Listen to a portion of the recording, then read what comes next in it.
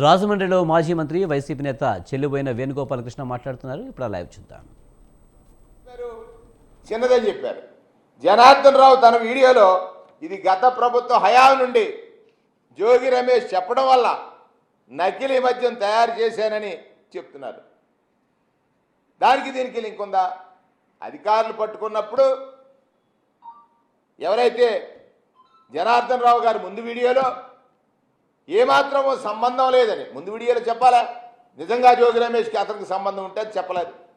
మరి ఇవాళ జోగి రమేష్ పేరు చెప్పడంలో ప్రతిపక్షం మీద దీన్ని తట్టాలనేటువంటి ఆలోచన చేశారు. ఇంకొక వాస్తవ విషయం, ఇక్కడ జయచంద్రారెడ్డికి చెందిన వాహనాన్ని మద్యం రవాణా చేశారని జయచంద్రారెడ్డి డ్రైవర్ చెప్పాడు.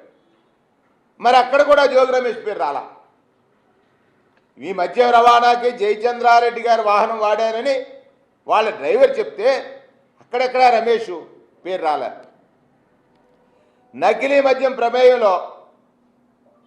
మద్యం తయారీ ప్రమేయంలో జయచంద్రారెడ్డి, జనార్దన్ రావు, సురేంద్ర నాయుడు వీరంతా చంద్రబాబు నాయుడు గారు వారి కుమారుడు లోకేష్ గారితో ఫోటోలు దిగారు. ఈ ముగ్గురు పెదబాబు గారికి, చిన్నబాబు గారికి అత్యంత సన్నిహితులు. ఈ లెక్కన జోగి రమేష్ జయచంద్రారెడ్డికి ఎలా సన్నిహితుడు అవుతాడో ఒకసారి ప్రజలు గమనించాలి. జయచంద్రారెడ్డి తంబెలపల్లి టికెట్ జోగి రమేష్ చెప్తే ఇచ్చాడా?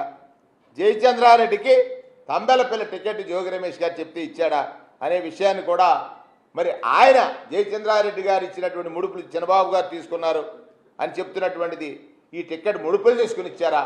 ఒకసారి ప్రజలకు జవాబు అవసరం ఉంది. మేము దీనికి అర్థమైనటువంటిది ఏంటంటే సిబిఐ దర్యాప్తు అంటే ఇక్కడ నకిలీ మద్యం తయారీ దాంట్లో ప్రభుత్వం, ముఖ్యమంత్రి గారు, వారి అనుయాయుల పాత్ర పూర్తిగా ఉందని తేలిన తర్వాత సిబిఐ ఎంక్వైరీ చేయమని మేము డిమాండ్ చేస్తున్నాం. దీనికోసం ఎంపీ మిథున్ రెడ్డి గారు కేంద్రానికి, కేంద్ర హోంమంత్రి గారికి